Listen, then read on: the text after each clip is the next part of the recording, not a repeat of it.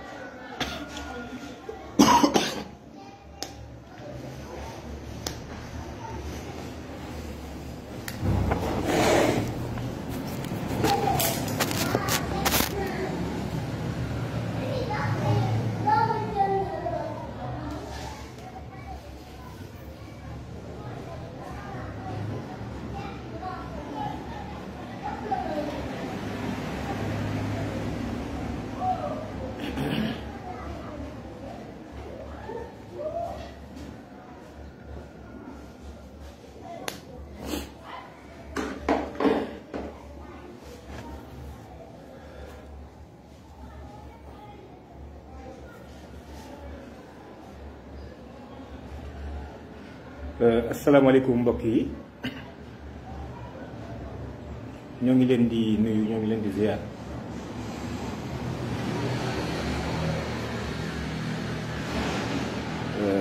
may laaj ndax son bi baax na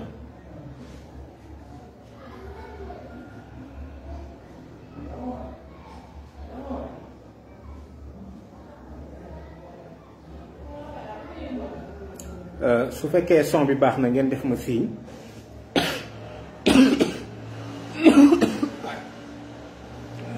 ngeen jéggal ma de dama mel ni dama ak ça son bi baax na kon ñoo ngi nuyu mbokk yépp ñoo ngi leen di ziyaare di nuyu waa Sénégal di ci jiital kilifa yi di am mbégte vraiment ci bu baax ci askanu Sénégal ak sénégalais yi ñépp nag génnewuma ci kenn waxtaanu tey bi nag xam naa dana xaw a gudd tuuti waaye dafa am sabab li tax mu war a gudd dañ koy tënk ci ay xaaj bu njëkk bi ñoo ngi koy jëmee ci genn fàttali ngeen baal ma de dama tooy dafa jëm ci ak fàttali ci principe yoo xam ni principe yu dul soppiku la mu tabbi ci sunnatullahi ñaareel bi mu jëm ci enjeu yi nga xam ni mooy enjeu wu combat bi ñetteel bi jëm ci agenda international progrès bi nga xam ni moom moo egsi tey ci kaw àdduna mu doon ñaari pàcc benn bi mooy fi mu toll sur le plan international beneen ñaareelu pàcc bi mooy Sénégal ci boppam fi mu ci toll boobu tamit dana am ay pàcc ci suufu biiram ni mu tëddee ci wàllu droits humains ak ci wàllu éducation ak ci wàllu PGA bi ni ñuy jaare ci jëmmi député yi ak parlementaires yi ak yeneen créneau yoo xam ne dañ ko utiliser moo xam industrie cinématographique bi la moo xam yeneen yi mbir la notamment média bi ci mujj nag ñu def un peu la genèse du combat parce que c'est important su ko defee danañ mën a fàttali ñi nga xam ni ñëpp engagé wu nañu ci combat bi d'abord muy kilifa diine yi kilifa aada yi société civile bi ñi nga xam ni ànd nañ ci signé nañ ci waaye tamit ñu leeralaale ci ñi nga xam ni en réalité ñoom ñëpp contacté nañ leen muy parti politique yi muy groupe parlementaire bi ñu mën leen a wan ay firnde lu ko firndeel wane ni ñun suñu démarche yi génnewuñ ci kenn ndax ñun jàppuñu ni dañoo gën benn sénégalais loolu jàppuñu ko jàpp liñ jàpp te jàpp ko it mooy sénégalais yëpp ñun ñëpp ñoo maase bokk réew bi kiy defar ak kiy yàq nag ñoo ci maasa yam ñun ñëpp ñoo bokk réew ba tax na kon bi ñu jógee di dem it yittewoo lii ñëpp lañ seeti amul kenn kuñ ci vraiment seeti su ko defee danañ def genèse su combat bi fañ tàmbale woon ci tournée nationale bi ak pétition bi ba ni ñu mujjee actuellement déposer la proposition de loi kon ñoo ngi leen di dellu di ndokkeel ce combat là combat bu ñëpp la combat bi bu leen jàpp ni combat wu Ababacar Mboup la bu leen jàpp ni combat wu ànd sàmm jikko yi la bu leen jàpp ni combat wu ay benn groupe la bu nekk fee wala kilifa diine yi combat bi combat wu sénégalais yépp la te suñ dikkee ci enjeu yi da ngeen comprendre li tax mu war a doon combat wu sénégalais yi mais combat wu africain yépp mais combat wu képp ku bëgg lu baax wala boog ñu bëgg la dugal ci nooteel sa combat la war a doon waaye tamit képp koo xam ni gëm nga yàlla gëm bis penc ba moo xam catholique nga moo xam julit nga moo xam gëm nga diine ji wàcce woon ci asamaan combat bi sa combat la war a doon ndax enjeu yi buñ ci duggee en définitive da ngeen ko gis kon li jiitu ci waxtaan bi mooy dañu bëgg a fàttali ni jëmmi nit ñun ñi nga xam ni ci création bi lañ bokk yàlla moo ñu sos te yaakaar naa ni xëy na xel mu tordu rek fi mu ne mooy mën a jàpp ni est-ce que ñun ñii yàlla moo ñu bind yaakaar naa ni am nañ ci ay firnde yu leer ndax amul kenn kuy jóg dem par exemple France Paris gis Tour Eiffel ba noppi naan lii daal dafa jékki-jékki rek sax fi nii loolu yaakaar naa ni amul puisque mbir mu mel noonu moo mën a am Paris ñoo xam ni ay ingénieur ñoo ci liggéey ay nit sonn ci ñu def ko ci ab diir ba mu taxaw mel ni mu mel jëmmu na mu jëmmoo ñu jëmmal ko yi tamit ba teg ko fa ñu ko teg la ñu xam ni am nañu ci liggéey ba loolu mën a am waxuma laa nag lu ko gën a complexe muy doomu aadama yuurub doomu aadama li maase nekk ci biiram ak i tamit boobaak léegi ni muy doxe nii war a rees naa xam ni kon am na lu nekk ci ginnaaw moo tax moo xam na gëm nga wala gëmoo ko waaye am na lu nekk ci ginnaaw kooku nag mooy azza wa jalla kooku mooy ki nga xam ne si mooy badiihu samaawaati wal ard moom mi sàkk nag nit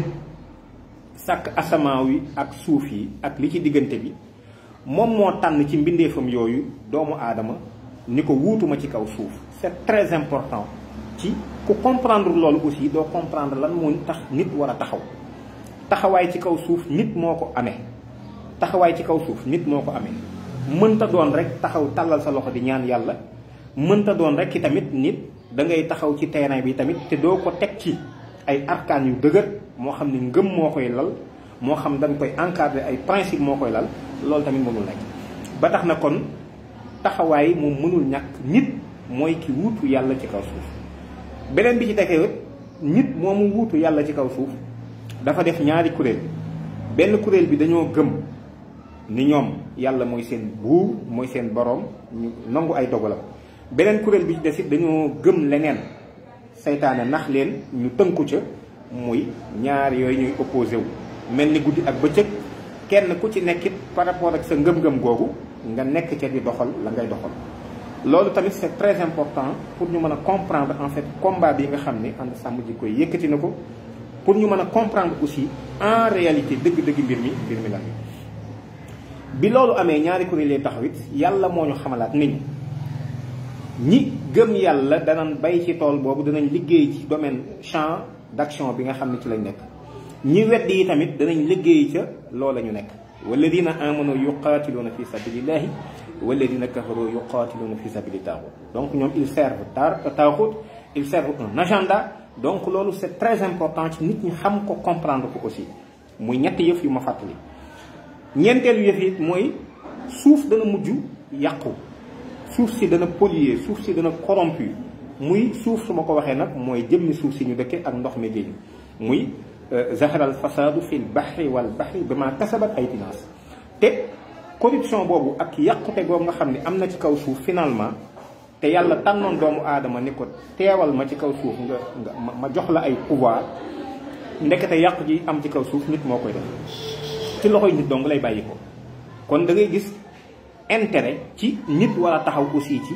ni ma nit damay taxaw ci bañ lu bon ak damay bëgg lu baax d'ailleurs boo seetloo l'islam sax en définitive li tax ñu ne c'est la meilleure communauté c'est la meilleure communauté ñetti yëf dong la ci yàlla lim dañuy digle lu baax di tere lu bon ba gëm yàlla nit nag nit mënoo ni da ngay digle lu baax te doo def lu baax kon li ngay digle da nga cay jiitu. mënoo ni da ngay tere lu bon ba noppi di encourager lu bon ak di ko def kon dañuy digle lu baax c'est-à-dire yow da ngay nekk ci lu baax ba noppi di ko digle parce que sa jëf wax jëf ji moo koy ëpp solo kon nekk da nga cay nekk ak digle la wax ja nga cay wax di fàttali tamit ak digle la tere lu bon li tamit kazalika dañ kenn du la gis ci lu bon ba noppi da ngay wax ni lu bon nañ ko bàyyi ndax loolu li ko firndeel lu bari mënee su koo lim da ngeen ma jégal live bi sax dama ko naroon a ni lebaat ko ndax xam naa ni yaram wi waaye li ginnaaw sama kàddu joxe naa ko ci ba noppi mënu moon ñàkk a def live bi waaye damaa mel ni damaa lóor fi nekk ni moom tooy rek yemuma ci kon nit ki dafay def lu baax maanaam da ciy nekk ba noppi di digle lu baax aussi te jëf ji it moo gën a am solo ci digle lu baax maanaam nekk ci lu baax posture boo xam ne aw yiw la moo ëpp doole sax di ko fàttali loolu alxuraan wax na ko ku bañ a bokk ci raafiluune maanaam nit ñi sàggan ñi mooy rek toog ci naan def leen lu baax bàyyi leen lu bon te yow nekkoo ci kon da ngay nekk ci lu baax ba noppi di ko digle rek di ko fàttali ndax fàttali gi mënta ñàkk ba noppi di daw lu bon di bañ lu bon ba noppi di ko tere moo tax man raa minkum munkaran falyughayyir bi yadihi fa in lam yastati fa bi lisaanihi fa in lam yastati fa bi qalbihi wa dhalika ad'aful iman maanaam fu ngeen gisee lu bon luy gàkkal luy yàq ni ngeen ko dindi ci seen loxo xam nga loolu injonction la boo xam ne yonent bi moo ko digle muy ndigal lu wér loo xam ne loolu mooy posture bi nit ñi gëm ñëpp war a amee te loolu yi tamit moo valable ci képp koo xam ni gëm nga diine ju bàyyi ko ci asamaaw mooy diine dafa doon defar ci nit dafa doon defar ci kaw suuf dafa doon fexe bay suuf du yàqu te loolu dama ko fàtte sax beneen principe la bu am solo ci lu ñëpp war a xam mooy bi yàlla dénkee nit ba pare it laata mu koy wàcce nee na ko fexeel ba bu suuf yàquwaat réformé nañ ko defar nañ ko waaye fexe leen ba bu suuf yàquwaat kon responsabilité la nit am ci loolu ko yàlla waxoon ñu xam ne nag am na bis bu yàlla tëral muy bis penc ba ñu war faa daje yàlla xool ba xam nan lañ taxawee woon de manière collective d'abord ba pare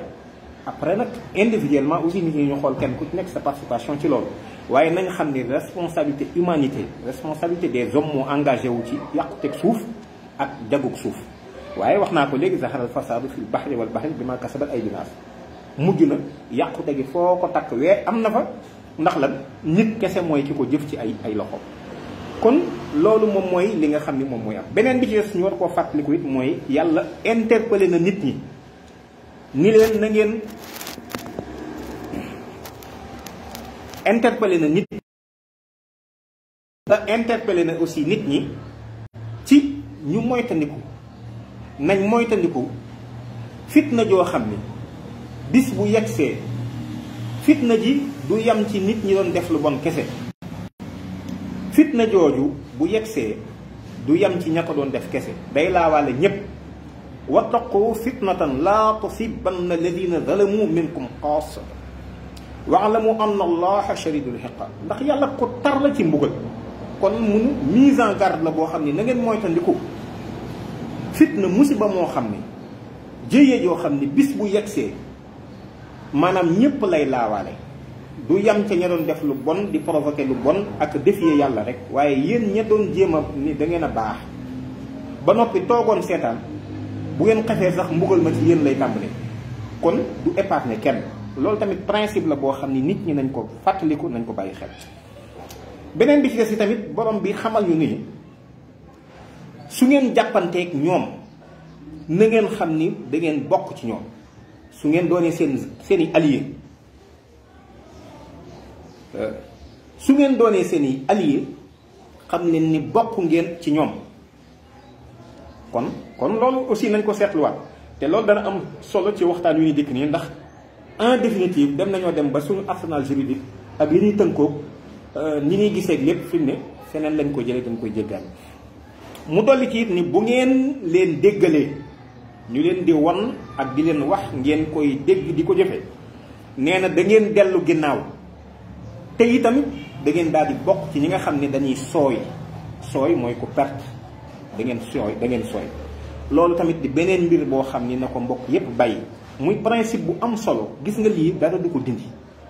nit ñëpp suñ maase woon ci àdduna ak seeni daraja lu mu toll mënuñoo changer lii ma wax lii ma lim lépp ndax waxi yàlla la tey waxi yàlla kenn du ko dindi. beneen bi ci mucc yëpp yàlla nag daan ñuy exhorté daan nañu gis nga bu fekkente ni bokk ngeen ci ñi gëm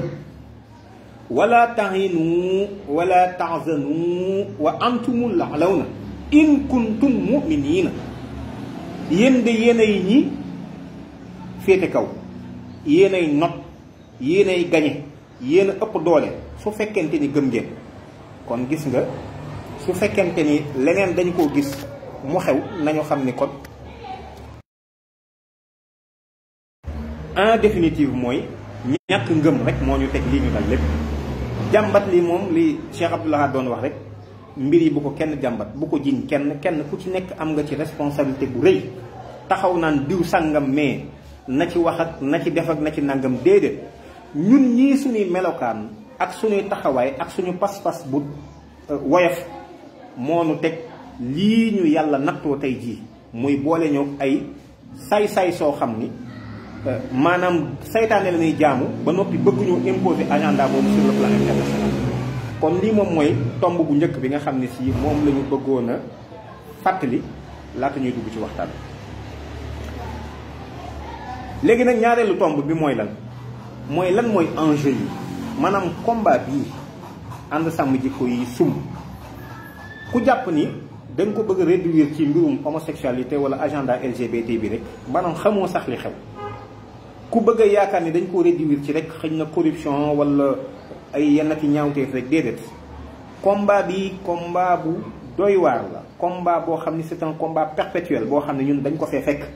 dañ fiy jógee yi tamit bàyyi ko fi. ndax en définitive ñaari kuréel doo nga fi nekk wax naa ko sànq muy xisbullah ak xisbu sheytaan. te yi tamit wax naa sànq ni même ñoom ci seen bopp boo leen laajee dañ lay wax ni ñaari kuréel la fi nekk mooy les obscurantistes les illuminés. ñoom ci seen gis-gis obscurantistes yi mooy nit ñi ku mel ni man obscurantiste la nga xam ni naan damaa gëm diine damay tegtalu ci ab yoon lu mu waxoon yàlla lii la digle lii la bañ kooku obscurantiste la. nga xam ni boo ko bëggee ne ko kaay ñu def nangamu laa lii yàlla da koo tere daal lay tari ab laaya wala ab xadis kooku obscurantiste la. alors kan mooy illuminé mooy ñi nga xam ni tuufu nañu ci leeru féttarlu ga saytaane féttarlu woon ñoom ak leer lañ ko tudde moo tax ma wax baat boobu waaye loolu ak lëndëm la xam ngeen. kon ñi tuufu ci leer googu ñoom lañ tudde waaye ñiy obscurantiste yooyu lañ ñu tudde waaye ñoom tudde seen bopp ay illuminé. kon lu ngeen ci mën a gis rek dafay mel ni ñaari kuréel la ñëpp jàpp ni moo fi nekk ñooñ yàlla ak ñooñ saytaane. ñoom tamit ñu jàpp ni ñun ñu réer lañu di réeral nit ñi te dangereux ci kaw suuf. ñoom nag ñooy ñi gindiku ñoo war a gindi nit ñi. loolu moom mooy li am solo moo tax enjeu yi xam nga lan la. enjeu yi ñaar kese la benn bu njëkk bi enjeu défi wu souveraineté la. xam ngeen ni actuellement àdduna dafa dox ay jéego yu bari génn nañ ci benn contexte boo xam ni contexte daanaka ay naka lañ ko wax sax dañoo morcelé woon àdduna bi nit ñi ay xëy na royauté ñoo fi nekkoon ñu jógee ci loolu xëy na dem ci république. léegi nag république boobu ñu dem nit ñi dañu jàppoon ni maanaam sañ-sañ bi ak doole gi ak kattan gi léegi askan wi moo ko moom. comme par exemple ni ko constitution bu Sénégal waxee article 3 bi ni askan wi ñoo moom réew mi. waaye ñoo ngi jëm nag ci beneen contexte bu bees boo xam ni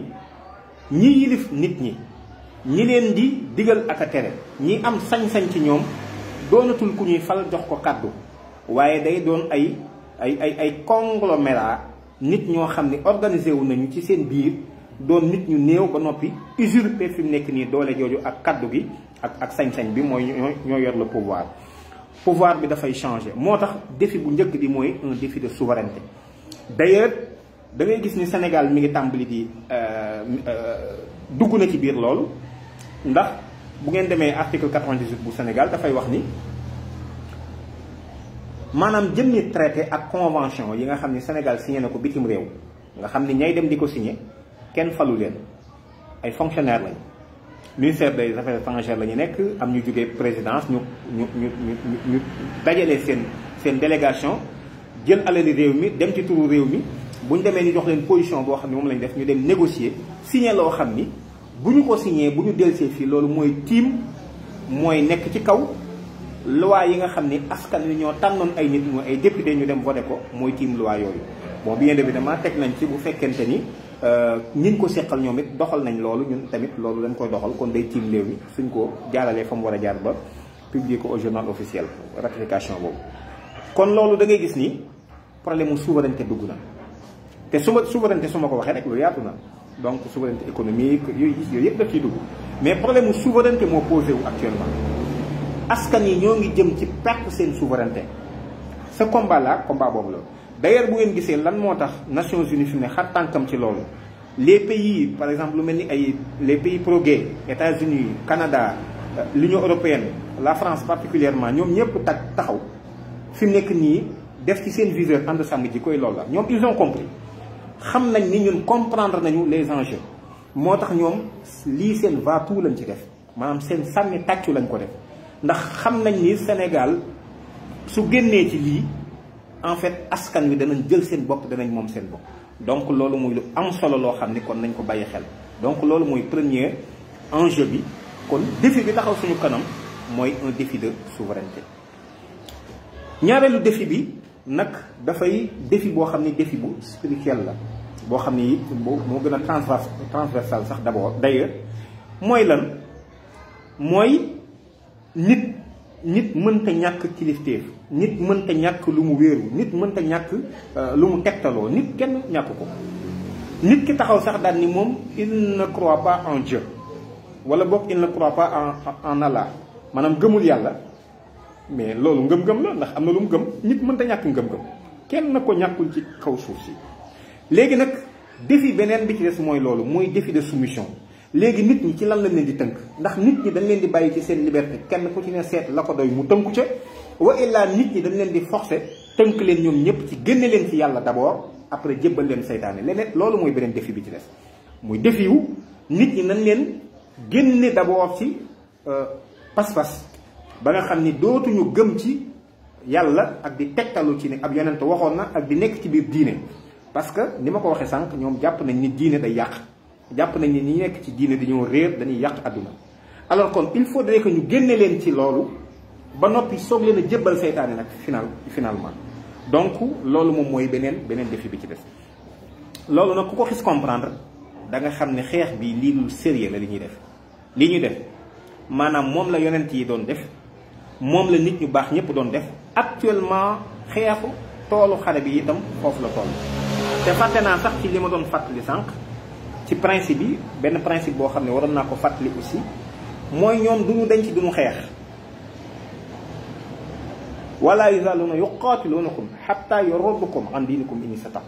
duñu denc duñu xeex ba bu fekkente ni mën nañ ko ñu génn ni ci diine ñu murtat kon gis nga yàlla sax mi ngi ñuy jox benn fesu foofu mi ngi ñuy jox information foofu pour loolu ñu bàyyi ko xel. communication yi day bari moom mooy dagg kii bi quoi live.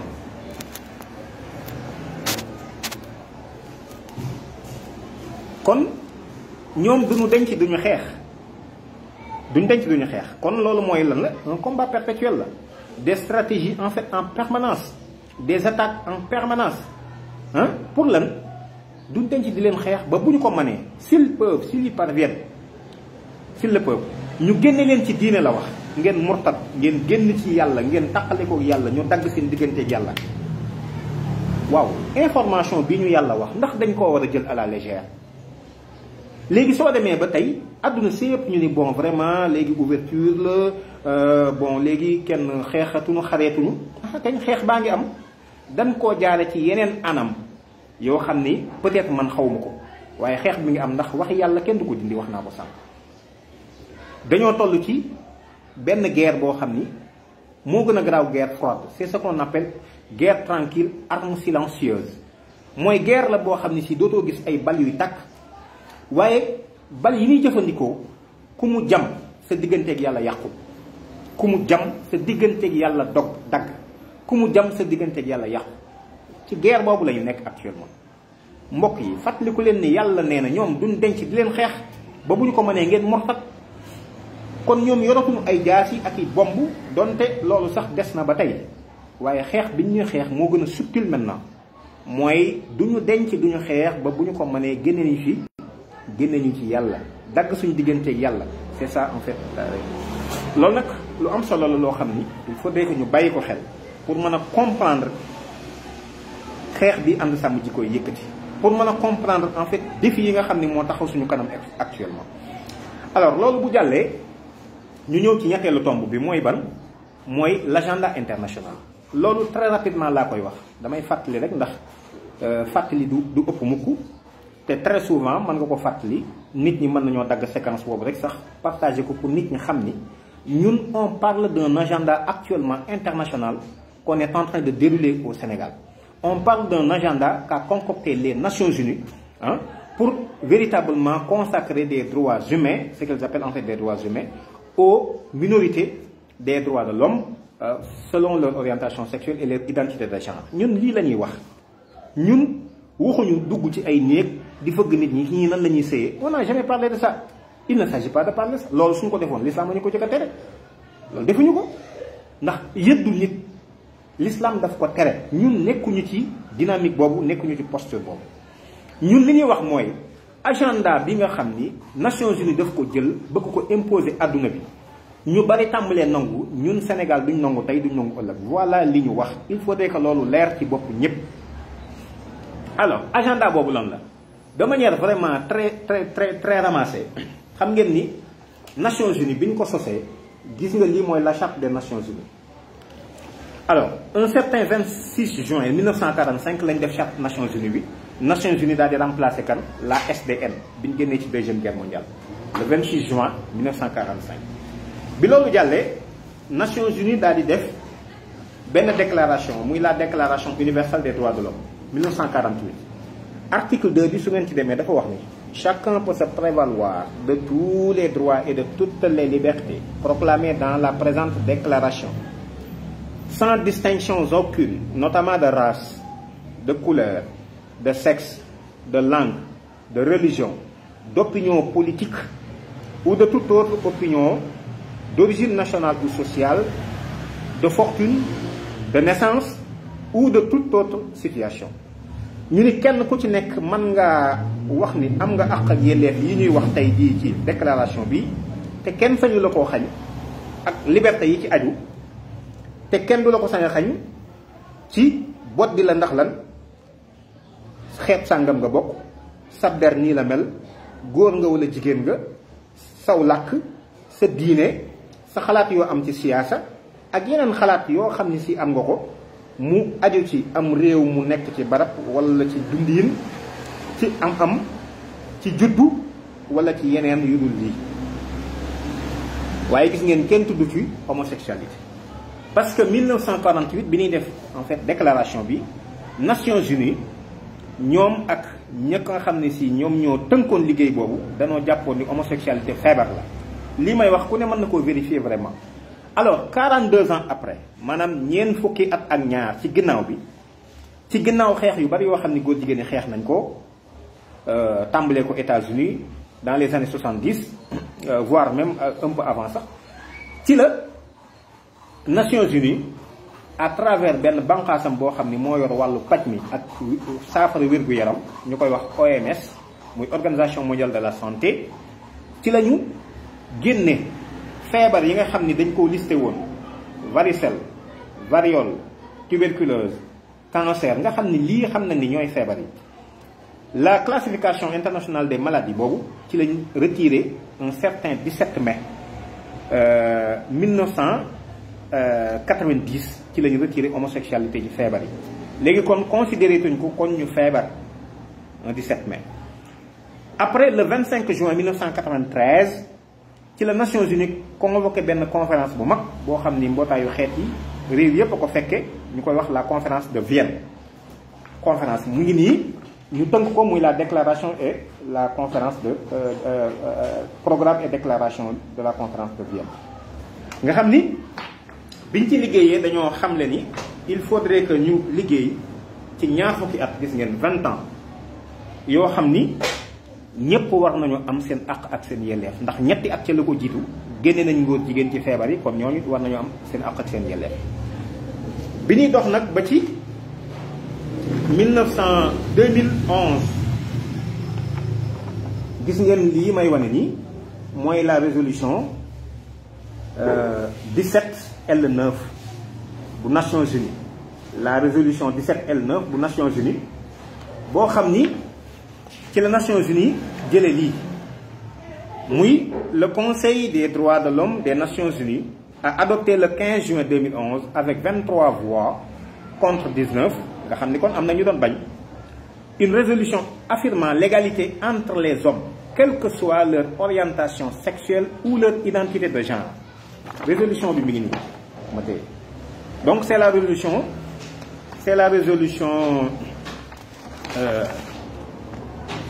17L9 bu Nations Unies danaa ci lire sax ay extrait un peu ngeen gis la résolution 17L9 droits de l'homme orientation sexuelle et identité de genre le Conseil des droits de l'homme rappelant le caractère universel, interdépendant, indivisible et indissociable des droits de l'homme, consacré par la Déclaration universelle des droits de l'homme et développé dans d'autres instruments internationaux, parmi lesquels le Pacte international relatif aux droits économiques, sociaux et culturels, le Pacte international relatif aux droits civils et politiques et les autres principaux instruments relatifs aux droits de l'homme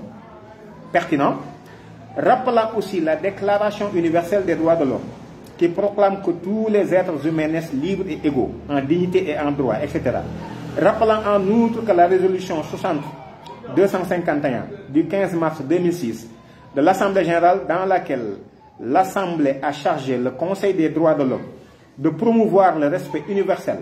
et la défense de tous les droits de l'homme et de toutes les libertés fondamentales pour tous, sans distinction aucune et de façon juste et équitable, gravement préoccupé par les actes de violence et de discrimination dans toutes les régions du monde commis contre des personnes en raison de leur orientation sexuelle et de leur identité de genre. 1. Demande au haut commissaire de faire établir une étude d'ici à décembre 2011 pour rendre compte des lois et pratiques discriminatoires ainsi que des actes de violence commis contre des personnes en raison de leur orientation sexuelle et de leur identité de genre dans toutes les régions du monde et de la manière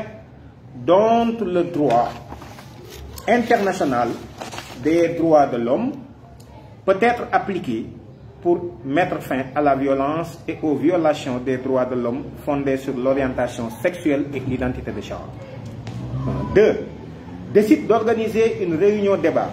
durant la 19e session du Conseil des droits de l'homme en se fondant sur les informations factuelles figurant dans l'étude établie à la demande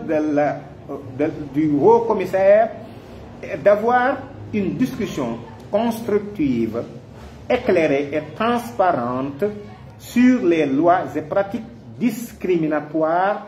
ainsi que sur les actes de violence commis contre des personnes en raison de leur orientation sexuelle et de leur identité de genre. 3. Décide aussi que les participants à la réunion débat étudieront la question du suivi à donner aux recommandations figurant dans l'étude établie à la demande de la haut commissaire. 4. Décide de rester saisi de cette question prioritaire. La résolution est là. Moi, la résolution du 15 juin 2011. bi ñu defee résolution bi nag Nations Unies dafa am lu mu ci teg lu am solo mooy document bi ñu ko étudier au commissaire des Nations Unies génne ko mooy nés libres et égaux. Nés libres et égaux, orientation sexuelle et identité de genre en droit international des droits de l'homme nga xam ni dafa am juróomi obligation yoo xam ni Nations Unies daf ko ci def mi ngi nii les 5 obligations juridiques fondamentales des États concernant la protection des droits de l'homme des LGBT muy lesbiennes, gays, bisexuels et transsexuels. Première obligation bi obligation juridique fondamentale la wax waxul ay recommandations, ce sont des obligations juridiques fondamentales des États concernant la protection des droits de l'homme des LGBT. Première chose, protéger nañ leen aar parce que jox nañ leen àq ak yelleef sur le plan international, mais am na ñoo xam ne gis nañ ni dañ leen di boddi, am na ñoo xam ne dañ leen di dal seen kaw, am na législation yoo xam sax daf leen di rey. Alors que ñu ni nañ leen protéger d'abord ba pare, c'est la première chose à faire. La deuxième chose à faire bu ñu leen protéger ba noppi mooy nañ leen prévenir violence yi nga xam ni moom moo jug jëm ci seen kaw, nañu prévenir violence bi yooyu.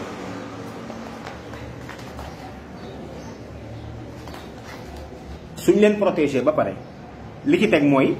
nañ yor sa protection, ndax mënuñoo dëkk ci naan dañ leen di protéger fu ñu jëm police topp leen, gendarmerie ñu leen di karkaral ba kenn loolu mënta wéy. Alors kon nañu fexe ba prévenir la torture et le traitement cruel, inhumain et dégradant des LGBT. Troisième chose, bu ñu leen prévenir nag ba violence jëmatul ci ñoom, troisième bi mooy nañu dépénaliser l'homosexualité sur le plan international, nañ ko dépénaliser. Quatrième bi mooy interdire la discrimination basée sur l'orientation sexuelle et l'identité de genre. léegi dañuy jël chemin inverse bi, léegi puisque dépénaliser nañu, quatrième bi mooy nañu fexe ba góor jigéen ñi léegi nañu tere kenn di leen boddi, maanaam ku ñu jëflanteel da nga war a jëflante ak ñoom. bu fekkente ni par exemple ay góor jigéen lañu ñëw fii ni léegi ñoom par exemple ay jullit lañu wala catholique lañu, par exemple bu ñu demee ci jàkka ji imam bi waru leen a mën a bañe maye. bu ñu demee ci église bi aussi il faut dañ leen war a maye donte xam na ni ñaari góor la wala ñaari jigéen wala yeneen yi ci aju. alors kon nañ interdire la discrimination basée sur l'orientation sexuelle et l'identité de genre. Cinquième bi mooy le respect de la liberté d'expression, d'association et de réunion pacifique. mooy dañoo am sañ-sañ ci ni ñëpp di amee seen i kuréel ñu amee ko, am seen reconnaissance juridique, am ay ndaje di wax ak di yëkkati seen kaddu ak di daje ak di dem ak a ñëw, di nos ak a noti. parce que fi mu ne ñi fi nekk nii ñoom Jamil Bangoura, ñoom ñeneen ñi ci des gis nga dañuy mbubboo association boo xam dañuy yëngatu ci sida wala leneen, waaye duñu déclarer directement ni association góor jigéen lañu. alors ñu ni loolu tamit vraiment xeetu discrimination la, nañ fexe ba ñuy demander ni man association sportive et culturelle lay taxawal, man association par exemple daayira lay taxawal, ñoom tamit nañu taxawal li ñu bëgg a taxawal, te loolu am nañ ci droit, am nañ ci sañ-sañ. alors loolu moom mooy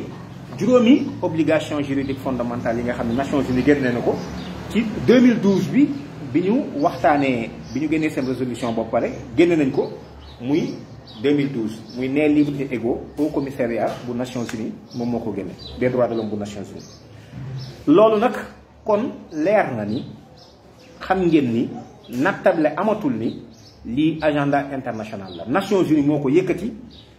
di ko wax. moo tax foo dégg ñuy wax léegi nii les droits humains, la déclaration universelle des droits de l'homme, ndax soxlawul may ñëw ci 1789 ak xëy na yeneen yu ko jiitu woon nag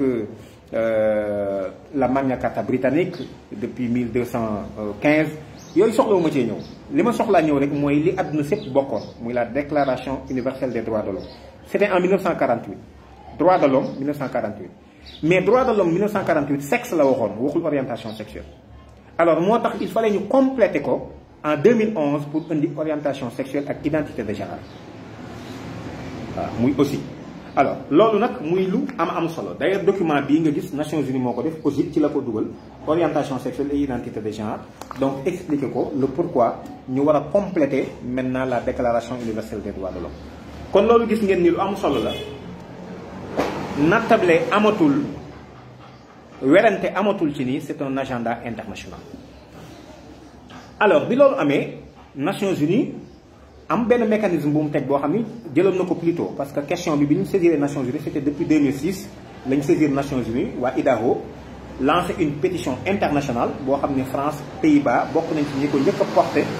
booba suñu mbokk moom Rama Yade moo fa nekk. donc pour véritablement ñu jàppale góor jigéen yooyu ci pétition IDAHO muy pétition internationale pour légaliser dépénaliser l'homosexualité. alors bi ñu ko defee Nations Unies nag maintenant dugg ci géew bi dugg ci xeex bi jël combat bi en main actuellement léegi nag dafay def li ñuy wax EPU muy examen périodique universel boo xam ni à chaque presque mën nañ wax chaque 5 ans dafay woo état yi ñu ñëw ñu toog kenn ku ci nekk par rapport ak lim la digaloon par rapport ak liñ la waxoon ci loo war a def loo war a soppi ci sa ci say loi ci say règlement nga daal di koy nga daal di wax la nga ci def wax li nga ci defagul wax itam li nga xam ni moom fa nga ca toll ak jafe-jafe yi nga xam ni am nga ko ci su ko defee ñoom ñu renvoyé la xool su fekkee am na concept yu bees yu am ñu dolli la ci ay recommandations su fekkente ni amul aussi ñu xool ensemble ay stratégies yoo xam ni contraintes yi nga am da ngeen ko mën a soulever noo ensemble da ngeen ko mën a contourner ensemble. donc loolu mooy EPU muy examen périodique universel. examen périodique universel bu 2013 Sénégal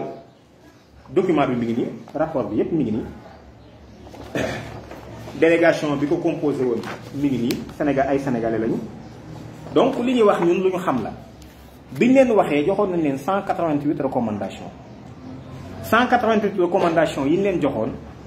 Sénégal nangu na 174 yi globalement mën naa ko tudde noonu ndax 4 sessions yu bokkul mais 4 yëpp presque 3 yëpp nangu la 4e bi nag ci la wax 14 recommandations yoo xam ne Sénégal nangu ko te loolu mi ngi jëmoon ci légaliser mbirum góor jigéen wala ñu changer sax disposition article 319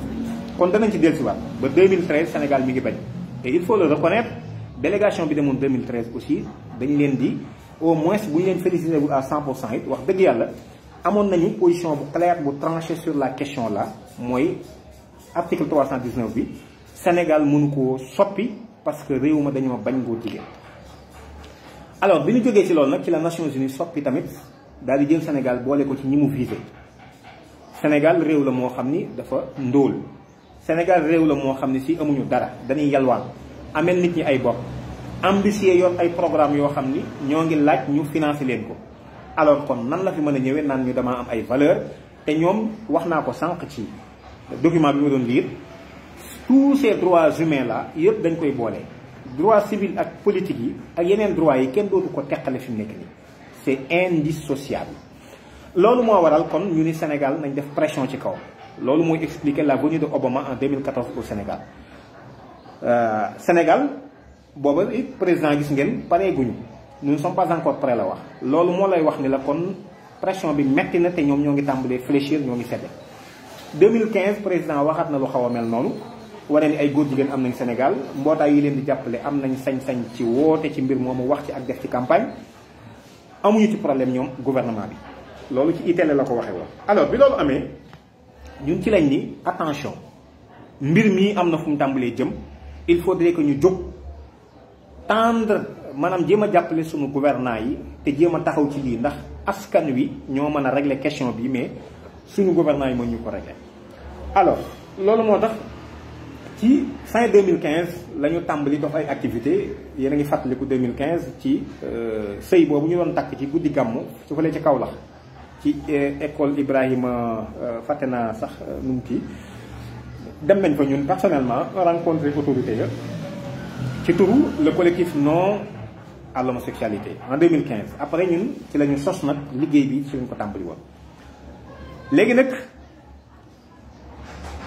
agenda international bi mi ngi noonu léegi lan moo ci def Sénégal lan moo ci taxawaayam Sénégal daf ci taxawaay boo xam ni taxawaay bu leer la bu fés la boo xam ni ay documents lañ leen di wan muy la position officielle du Sénégal boo xam ni ci turu sénégalais yi lañ ko jël. sénégalais yi aussi lañ koy defal dafay mel ni sénégalais yi ñoo bëgg ak ngóor jigéen dagan ci réew bi moo tax ñi leen di représenter muy exécutif bi muy ñeneen aussi ñoo xam ne dana feeñ ci waxtaan bi ndax dana am ay tur yoo xam ne danañ ko cité tey jii alors ñooñu ñoom ñoo taxaw ci dérouler le tapis rouge Nations Unies ak lobby LGBT yi ngir doxal ko Sénégal li ci gouvernement bu Sénégal njëkk a jël comme acte mooy gis ngeen lii mooy la SNEC 2 la SNEC 2 muy la stratégie nationale pour l'équité et l'égalité de genre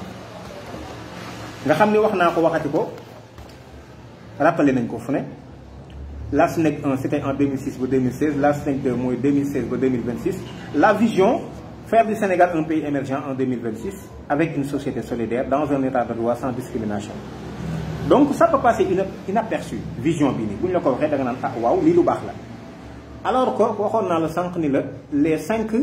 obligations juridiques fondamentales des États concernant la protection des droits de l'homme des LGBT 4e bi mooy la non discrimination il faut l'interdire moo tax Sénégal war a liggéey ci programme pour interdiction damay wax ni discrimination bu amee ci Sénégal ñi fi ëpp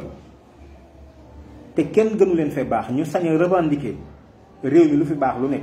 muy niti diine yi ñoom lañ discriminer ñoom lañ boddi ci réew mi article 28 bu constitution bi moo ko wax ki nga xam ni moom moo ëpp doole ci réew mi ñu jox ko doole réew mi yépp muy président de la république ngir bokk ci la la cay yóbbu nga mën koo doon ku mënta liir mbaa nga mën a dawal ku mënta dawal muy liir ku mënta bind mbaa nga mën a wax français ci loo xam ni wax wiin wu leer la mënoo bokk ci ñooñu kon ku mënta wax ju leer sax mënoo cee bokk benn ndax savoir parler lire couramment la français la wax écrire couramment la français kon ku ci mel ni man sax mënoo cee bokk muy benn ku ko jàngul nag waxaalewuma la ku jàngul français moom waxaalewuma la kon ñooñu la ñu discriminer kon ci réew mi discrimination bu amee ñooñu la alors sénégalais yi kon gis nga ni état bi taxawal na liggéey bii pour jëm ci 2026 société boo xam ni dañ leen di gàtt ci nu tegoo li constitution bi wax loi yi ak règlement yi jàppante te doon société bu solidaire mel ni ay mool yuñ taxale ba noppi yi tamit boddante dootul am ci seen biir kon nag suñu ne boddante dootul am da nga gis ni da nga naan lu baax la waaye ci seen biir nag nañ xam ni sénégalais yi góor jigéen yi tamit ci lañu bokk soo dikkee ci à la page 106 ci document bi gis ngeen ñu bind égalité de droit et état de l'harmonisation des conventions maanaam Sénégal signé na ay convention yu bari yoo xam ne dafa safaanoo ak arsenal wala contenu juridique bu arsenal bu Sénégal maanaam texte de loi yu Sénégal signé na ay traité ak i convention yoo xam ne safaanoo nag moom kon léegi il faudrait que ñu liggéey ci loolu pour harmoniser ko pour loi yi ci Sénégal ñu soppi ko loolu SNEC bii mi ngi ci dafa gudd moo tax yooyu yëpp duñ ci mën a dikk dañuy leeral rek ci tënk wane ni agenda bi tamit gouvernement bu Sénégal accepté na ko mi ngi koy doxal bi loolu jàllee loolu 2016 la woon la tàmbali 2016 ba tey li journal officiel bu Sénégal la muy la loi 2016-10 bu 5 avril 2016 portant révision de la constitution réforme yi ñu doon def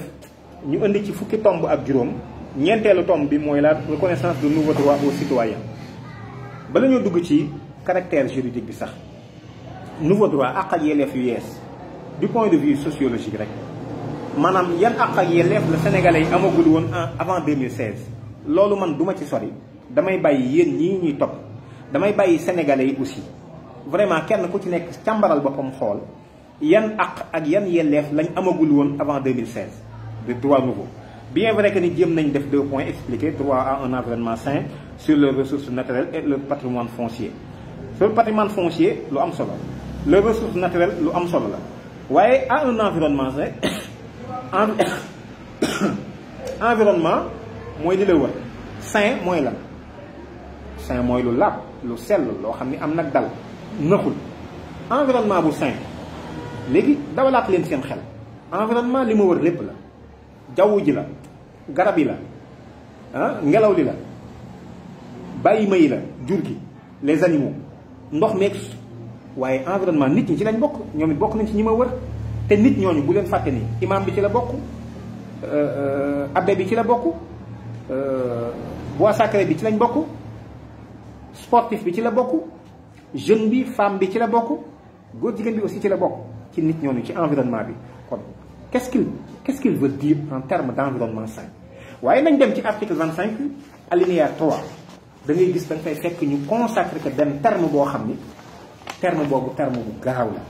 te wax naa ko léegi les droits nouveaux mooy yi ñu consacré en 2011 sur le plan international mais la ko jiitu droit nouveau amul woon on parlait des droits de l'homme tout court c'était 1948 alors te fii libellé bi sax droit nouveau lañ ci wax alors mais boo demee ci article 25 alinéa 3 dafa ni tout citoyen est tenu de respecter scrupuleusement la constitution les lois et règlements notamment d'accomplir ses devoirs civiques et de respecter les droits d'autrui droit d'autrui mooy lan droit d'autrui ak yelleefu autrui ku ne xam na ni nit la nit kooku kon bu ne akam ak yelleefam mooy ak yelleefu nit kooku nag mooy kan keneen kooku ñuy wax mooy kan te kenn leeralu ko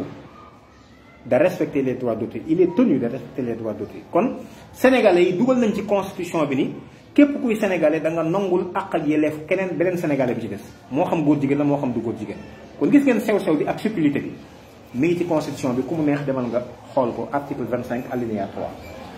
alors loolu moom mooy li am ci 2017 gouvernement bi daal di it labbali gën a labbali daal di créer li ñuy wax le ministère du genre loolu c'était en 2017 ministère de la femme de la famille et du genre bi loolu jàllee ñu daal di taxawal tamit insérer benn disposition boo xam ne si sans précédent waaw disposition boobu musul am ci loi yu Sénégal mooy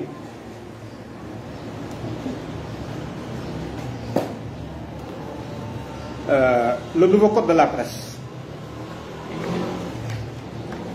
gis ngeen mi ngi nii ci journal officiel bu Sénégal journal officiel bu Sénégal c'est la loi numéro 2017-27 bu 13 juillet 2017 portant code de la presse bu ngeen demee ci article 18 dafa wax ni le journaliste et le technicien des médias doivent respecter la dignité humaine, éviter toute allusion par le texte, l'image et le son à l'appartenance ethnique ou nationale d'une personne, à sa religion, à son sexe ou à son orientation sexuelle. Donc gis nga orientation sexuelle kon loolu gis nga ni disposition bu nouvelle la baat bi mi ngi soog a dugg ci suñu arsenal juridique ci nouveau code de la presse bi loolu dafay firndeel ni kon Sénégal mi ngi tàmbalee xàll ay jéego yu njëkk la ndax ku jóg départ Ndakaaru bëgg a dem Ndar faaw nga tàmbali romb Pikine romb feneen ba ngay dem Ndar kon yii ñooy jéego yu bees yi nga xam ne ñoom lañ tàmbaloo def taxawal ministère du genre yamul ci loolu génne yi tamit ci suñu permis de conduire yi à partir de 2018 ñu génn ci terme sexe nit ki góor la wala jigéen la biologiquement mais ñu def ci genre ndax buñ nee sexe nit ki góor ak jigéen masculin féminin moo ci nekk ça pose problème ndax am na keneen koo xam ne si moom yëkkul boppam boolewul boppam ci góor ñi xëy na te yaa ngi ko jàppe góor wala boolewul boppam ci jigéen ñi wala leneen la boole boppam alors kooku kon soo ko joxee loolu tooñ nga ko kon il faudrait que ñu génne ko pour ki jàppe boppam góor ñu bindal ko genre masculin ki jàppe boppam jigéen ñu bindal ko genre féminin ki jàppe boppam leneen ñu bindal ko genre autre donte autre boobu dikkagul nag ci permis de conduire mais au moins genre bi moom dikk na alors ba noppi ñu teg ci aussi suñu permis suñu carte d'identité nationale yi ñun ñëpp amatuñu ndey amatuñu baay amul ndey amul baay alors loolu doy na ci ñu wane ni Sénégal ñoom ñoo ngi liggéey ci agenda boobu moo tax souvent may wax ni kan mooy xam lii ba pare di dégloo ci naan nañ wax la position président na ci wax wala benn na ci officiel wax ñoom ñoo ngi koy doxal li ñuy waxati ce n'est pas important Serigne Abdoul Ahad dafa daan wax ni nit bu waxee jëf jaag wax ja safaanoo da ngay bàyyi la mu wax te téye la mu jëf alors ñii dañoo jëf te jëf ci fii la jëm te ñoo ngi jëm 2026 document bii le ministre du genre moom moo ko def pour doon ñaan xaalis la coopération technique belge le 26 avril 2021 pour ñaan ko xaalis pour ñu évaluer en fait demande d'appui au processus d'évaluation de la stratégie nationale pour l'équité et l'égalité de genre SNEC 2 nga xam ne dañu mi-parcours lañ ko bëgg évaluer muy ñaan xaalis la coopération technique belge ñaan ko aussi ñeneen pour ñu jàppale leen jox leen xaalis ñu xool évaluer en fait fan la liggéeyu genre bi toll. te boo génnee ñu naan la non non non ñun suñu conception ci genre bokkul ak ñeneen te ñoom ñoo leen di may xaalis sarax leen pour ñu mën a en fait évaluer en fait liggéey boobu mi ngi nii. su ngeen bëggee document bi sax mën naa ci lire quelques extraits ministre bi moom moo signé lii Salimata Diop Dieng dafa wax ni objet demande d'appui au processus d'évaluation de la stratégie nationale pour l'équité et l'égalité de genre SNEC 2. Monsieur le directeur, c'est-à-dire le directeur de la coopération technique belge à Dakar, sur instruction de son excellence Monsieur le Président de la République, mon département a entamé le processus d'évaluation de la SNEC 2. En effet, cette directive vient renforcer les lignes directrices du schéma institutionnel de la SNEC qui prévoit la tenue de revues annuelles et à mi-parcours de son plan de mise en œuvre. Aussi, la présente revue constitue une étape importante de dialogue entre toutes les parties prenantes et doit être un moment d'appréciation de la pertinence de la mise en œuvre des progrès réalisés et des écarts notés. Parties prenantes yi ñan la le ministère la le gouvernement du Sénégal les partenaires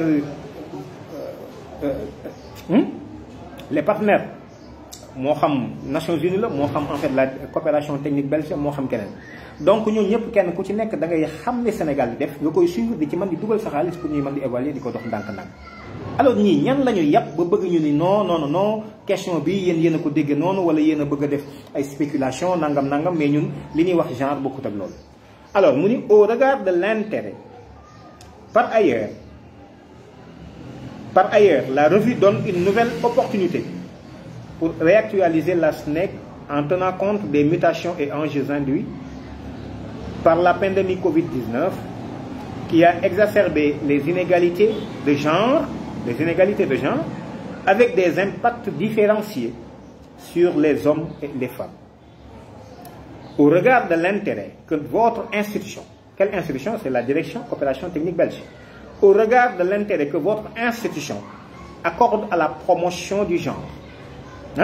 je sollicite votre appui technique et financier pour conduire ce processus d'évaluation qui constitue une haute priorité du chef de l'État. waxuma ko de ministre bi moo wax man damay lire rek. alors kon mu ni ñoo ngi soxla ci la coopération belge ñaari yëf appui technique mooy ci xam-xam ak ay nit ñu leen jàppale ci xarañte ak lan ay moyens financiers ñu jox leen ay koppar pour ñu mën a évaluer la stratégie nationale pour l'équité et l'égalité de genre bi ma doon wax sànq. Connaissant votre engagement constant auprès de mon département, je vous prie de croire, monsieur le directeur, à l'assurance de ma considération distinguée. Pièce jointe mu dolli ci ay kayit yoo xam ne boole na ko ci bataaxal bi te moo tax mu doon document mi ngi nii ma yore pièce jointe yi ngi nii mu ni TDR de l'évaluation et de recrutement de consultants. Les termes de référence évaluation li ñu defaguñ ci SNEC bi li leen dese ak ay consultants yu ñu war a recruter ak lan le budget prévisionnel liñ yaakaar ne soxla nañ ko ci xaalis pour fay consultants yooyu ak yeneen xaalis boobu loolu lañ boole ci document bi jox ko la coopération technique belge te ni ñu ko joxe la coopération technique belge lañ ko joxe yeneen bailleurs yeneen partenaires pour ñu may leen xaalis appui joxe leen aussi ay boroomi xam-xam ñu jàppale leen ci évaluer en fait la SNEC 2 ba noppi ñu bëgg ñu wax ni non nañ déglooti keneen di wax ci ñoom kan la ñuy déglooti ñu wax ci ñoom kan ñu déglu ko mu waxati lan alors loolu moom mooy wane ni kon le gouvernement du Sénégal mi ngi doxal ci yëf yi. alors beneen bi ci des da ngay dégg toujours ñu lay wax naan la bon président nee na tant que mi ngi fi du légal dafa am loo xam ne si maa ngi ko doon wax te dama koy fàttaliwaat muy lu am solo mooy président dëgg la na am institution la mais président ak njiiteem réew mi ab àpp la ni sunu bakkan yi amee ay app noonu la ak njiiteem réew mi am app te réew mi moo gën a gudd président ndax bi ñuy doon république boobu président ganeegul àdduna Senghor jaar na fi Abdou Diouf jaar fi Abdoulaye Wade jaar fi moom tamit mu jaar fi kon mëneesu la tënk agenda bi ci nee na bu fi nekkee ak bu fi nekkul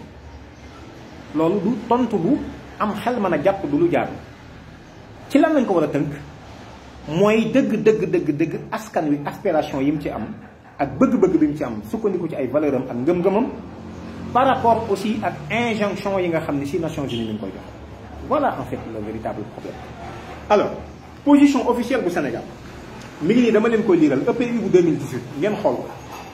bon dana xam naa du neex a gis ci kii bi mais bu ma ko liiree da ngeen comprendre peut-être aussi ma dikk ci xëy na tekki ko ci wolof aussi mooy concernant mooy rapport bi ñu def ci 2018 bi Sénégal demee ñu interpellé ko ci question bi parce que 2013 dafa bañoon mais diggante bi nangu na 2016 ba tàmbali ci lu doxal ñu koy laaj lan la ci defagun ak yan jafe-jafe la ñoom rapport bi Nations Unies le comité des droits de l'homme ñoo ko def ñu ni concernant les personnes lesbiennes gays bisexuelles transgenres et intersexuées la délégation sénégalaise a expliqué la loi n'interdisait pas et ne punissait pas l'homosexualité kon xanaa ñi fi bëgg a ñëw naan ñu non gouvernement bi réglé na question boobu noppi wala la loi réglé na ko mais ñoom xanaa mars lañ nekk xanaa nekkatuñ sur terre lii ma wax nii ku mu neex rapport bi c'est un rapport public ñëpp mën nañ koo gis. Alors la loi n'interdisait pas et ne punissait pas l'homosexualité et qu'il n'existait en conséquence aucune personne détenue pour ce simple fait góor jigéen la wala nangam tax ñu téye ko kaso amul Sénégal lii c'est le Sénégal qui l'a dit en 2018 ci Nations Unies. En revanche les actes contre nature et public étaient réprimés maanaam loo xam ne jàpp nañu lii dëppoowul ak li ñu xam te ñu defee ko ci am penc loolu loi bi daf koy réprimer mooy l'article le fameux article 319 bi mu rat yi tegit le Sénégal n'était pas prêt à légaliser l'homosexualité légalisation ak dépénalisation ak criminalisation gis nga ay mbir yu bari yu ma wax la dépénalisation mooy loi bu ñu jël boo xam nañ ko dindi légalisation mooy nañ ko autoriser criminalisation mooy nag nañu gën a taral daan yi nañ ko dëgëral mooy li ànd sàmm jikko yi askanu Sénégal di laaj kon lii la Sénégal wax ci EPI bu 2018 muy loo xam ni nañ ko xam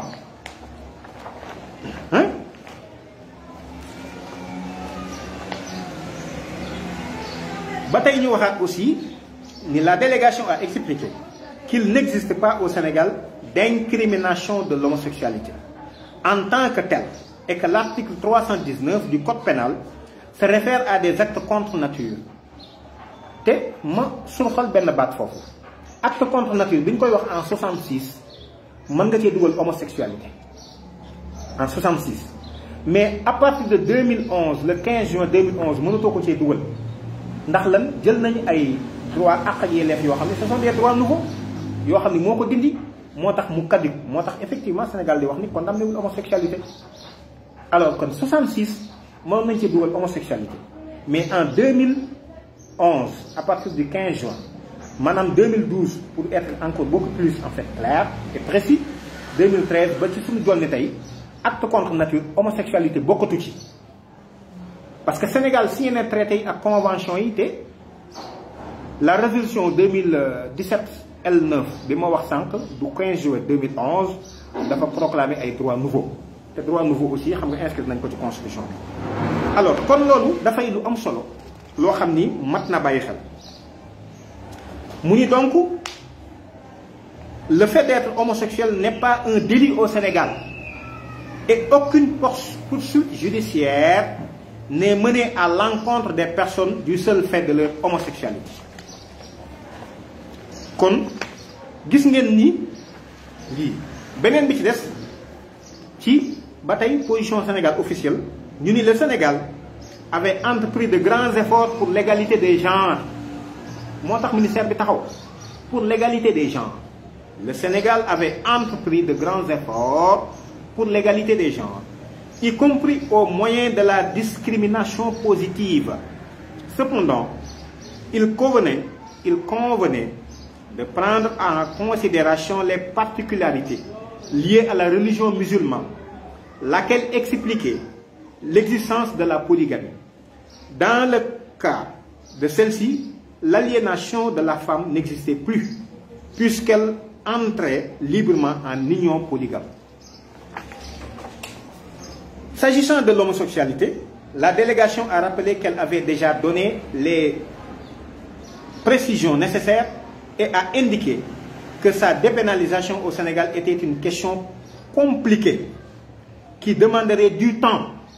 et une étude minutieuse en raison des particularités sociologiques. kon fii kan moo fi ñemeetee ñëw di ñu wax ay waxi non ay nangam ak nangam li mooy position bu Sénégal. Voilà la position officielle du Sénégal et c'est à l'EPU de 2018 man yaakaar naa ni véritablement loolu leer na. Alors kon mën nañoo ñëw ci beneen mbir bi nga xam ni moom moo ci topp muy sur le plan de l'éducation. léegi mbir mi moom dugal nañ ko ci sunu arsenal juridique architecture bi mi ngi ci biir mi ngi ci constitution bi taxawal nañ institution genre muy ministère bi taxawal nañ ko fi mu nekk nii ci biir gouvernement bi yëpp ministère bi taxawal nañ ko ci police gendarmerie armée foo mën a dem fi mu nekk nii en fait genre ma la fa. léegi nag ñu jëlaat beneen pàcc boo xam ni moo ma gën a tiital man gën a garaawati mooy le système éducatif muy école Sénégal nañ fa glisser aussi affaire bi pour soppi boppu xale yi à partir de 5 ans jëm 18 ans. document bii ma wane moom moo indi woon coow li amoon fële ca Saly. document bi c'est un document volumineux muy les principes directeurs internationaux sur l'éducation à la sexualité. document bi ma fàttali aussi ni ña fa demoon fekke ji jotaay ba ministre de l'éducation nationale moo leen invité gis ngeen fii moo leen ko yëgal document baa ngi nii le ministre de l'éducation nationale mi ngi nii le ministre moom moo leen ko yëgal wax ni leen vous êtes prié de prendre part à l'atelier de partage du document élaboré à cet effet muy ce document ci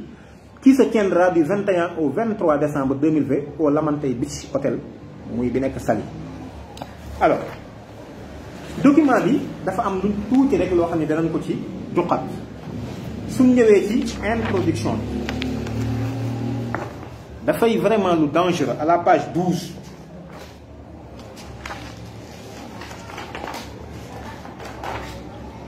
dañu wax ni l'éducation complète à la sexualité pardon may leen ma tuuti ma ñëw une seconde.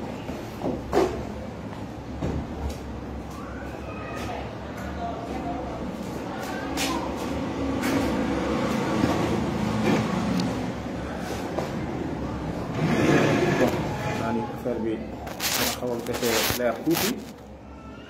mais ñii je pense que dana tane. alors ñu ni l'éducation complète à la sexualité ECS est primordiale pour préparer les jeunes à une vie sûre, productive et épanouissante dans un monde où le VIH et le sida, les infections sexuellement transmissibles IST, les grossesses non désirées, les violences basées sur le genre et les inégalités entre les sexes continuent de présenter des risques graves pour leur bien-être. Cependant, bien que les bienfaits d'une ECS, une éducation complète à la sexualité, de qualité fondée sur le programme scolaire aient été montrés de manière claire et irréfutable, peu d'enfants et de jeunes sont dotés des moyens de prendre le contrôle de leur vie et de le faire.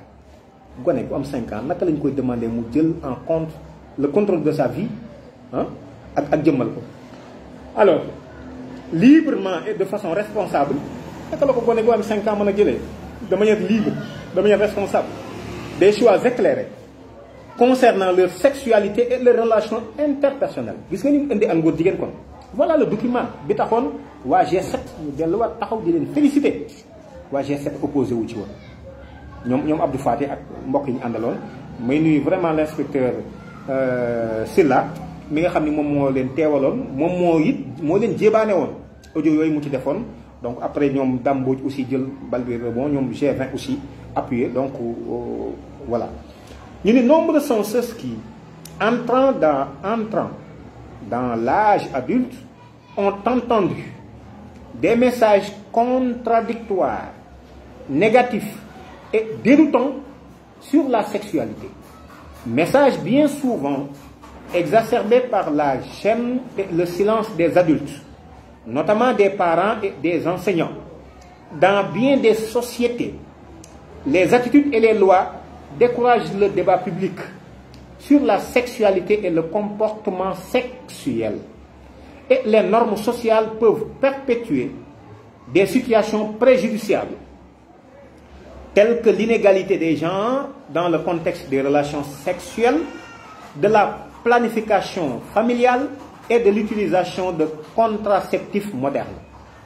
Bref, kon gis nga ni ñoom jàpp nañ ci société yi seeni normes sociales nga xam ni dañ ko jëlee ci diine ci aada mooy li négatif li nga xam ni si moom mooy indi problème yooyu. Alors léegi damay daal di daw ba ci damay ndax document bu volumineux la vraiment ma ne su ko kii damay daw à la page 50. À la page 50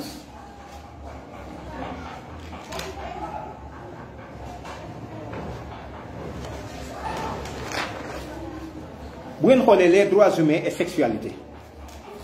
wax naa leen ko sànq nee naa leen ñoom ñoo ngi ciblé des élèves à partir de 12 à 15 ans gis nga de 5 à 18 ans mais dañ koy séquencer en 4 parties. yenn élèves yi mooy les élèves de 5 à 8 ans yeneen élèves yi mooy les élèves de 9 à 12 ans yeneen élèves yi mooy de 12 à 15 ans yeneen élèves yi mooy de 15 à 18 ans voilà ni ñu ko séquencé. Alors à la page 50 ñu ni droits humains et sexualité. Les élèves, idée centrale, chaque individu a des droits fondamentaux. Ci élève bi am 5 ans 8 ans gis ngeen ni les élèves de 5 à 8 ans maa ngi fii idée centrale ku am document bi mën nga dem à la page 50. Idée centrale bi mooy chaque individu a des droits fondamentaux. Élèves 5 à 8 ans bi la ñuy jëm jagleel lii ñu ni les élèves pourront 1. Définir ce que sont les droits humains connaissance. lan mooy les droits humains waxuñu droit de l'homme droits humains droit de l'homme bi ak les nouveaux droits mooy droits humains. Définir ce que sont les droits humains ñu ni loolu élèves bi soxla na mu am ci connaissance xam-xam. Reconnaître que chaque individu a des droits fondamentaux et que ces derniers doivent être respectés. Chaque individu un élève de 5 à 8 ans la ñuy waxal lii ba tey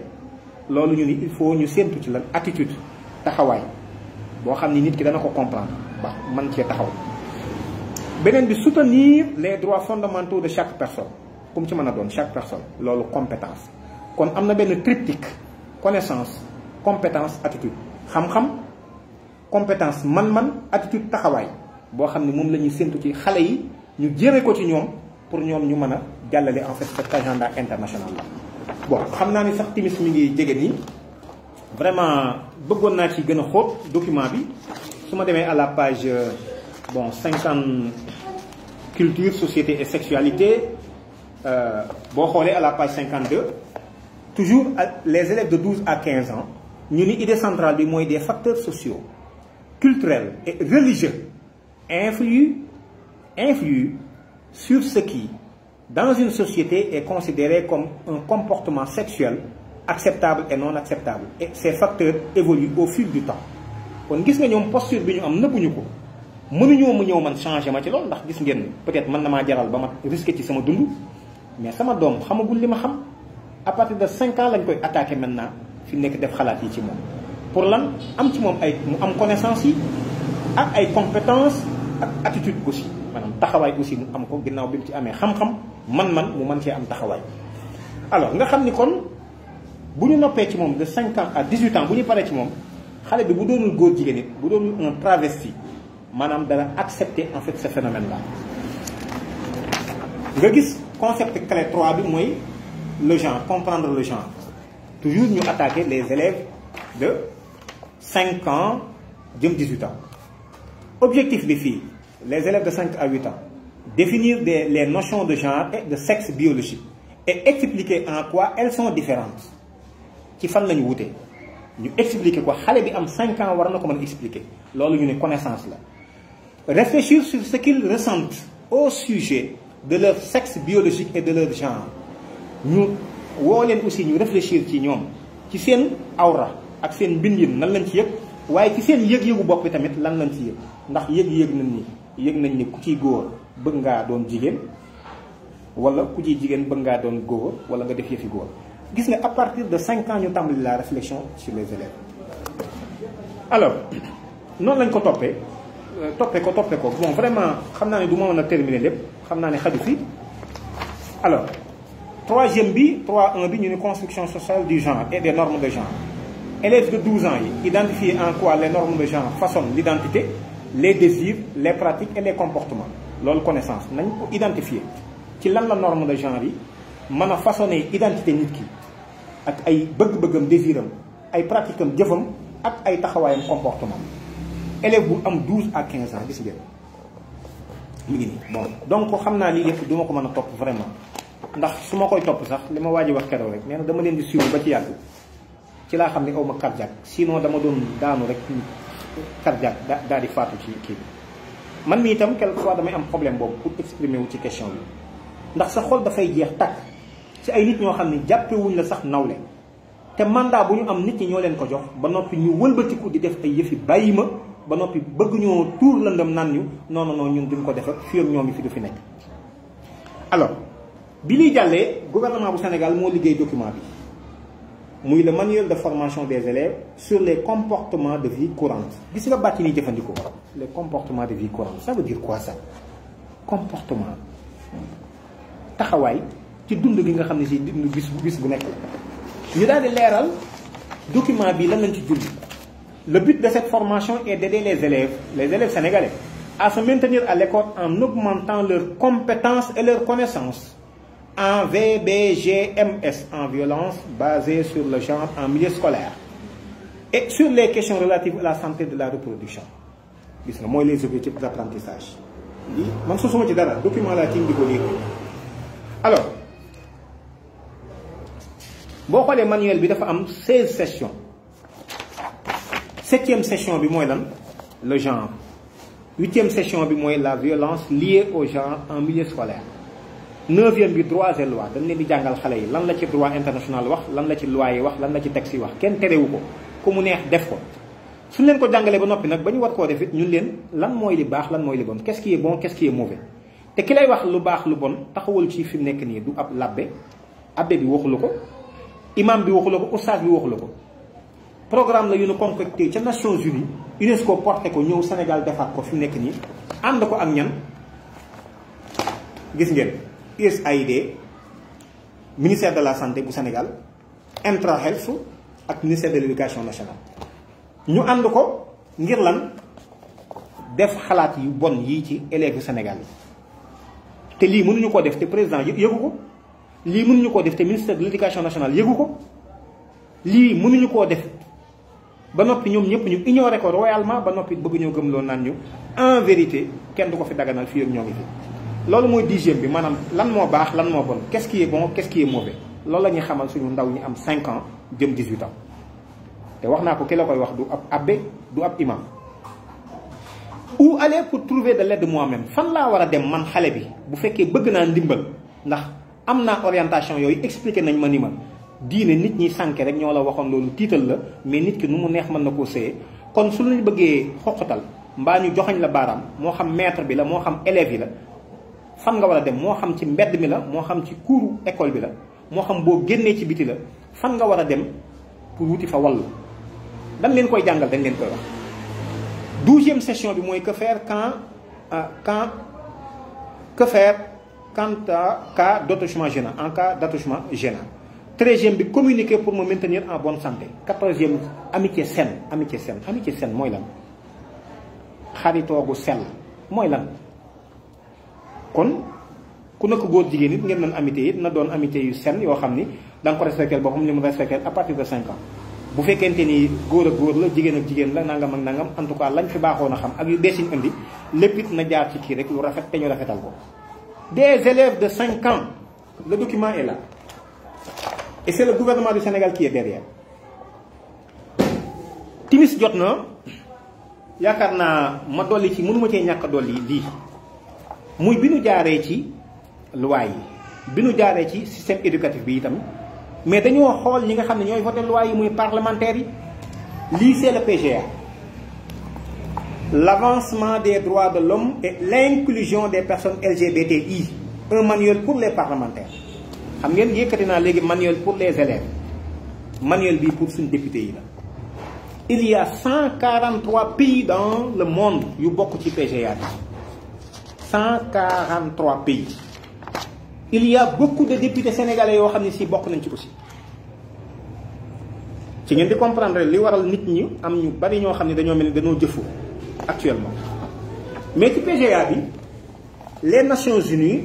droits et inclusion des partenaires LGBTI dañoo wax ni il y a 17 objectifs de développement durable, les ODD, 17 objectifs de développement durable. Et ils sont tous fondés sur un seul et unique principe directeur. Un seul et unique principe directeur. C'est-à-dire les 17 objectifs de développement durable bi adduna bi seq actuellement mu nekk suñu kanam benn principe directeur moo ko ŋànk muy lan ne laisser personne de côté ñëpp ay bokk. Nous ne parviendrons à concrétiser cette vision qu'en impliquant toutes les personnes sans exception, indépendamment de leur orientation sexuelle ou de leur identité de genre. Gis ngeen, ce n'est rien inventé. Alors bi loolu jàllee léegi ñoom lan la ñuy doyee député yi ñoom ñii lan la ñuy doyee député yi ñu ni les actions possibles pour les parlementaires. Le rôle législatif, adopter des lois complètes qui interdisent spécifiquement les discriminations fondées sur l'orientation sexuelle, l'identité de genre et le caractère sexuel.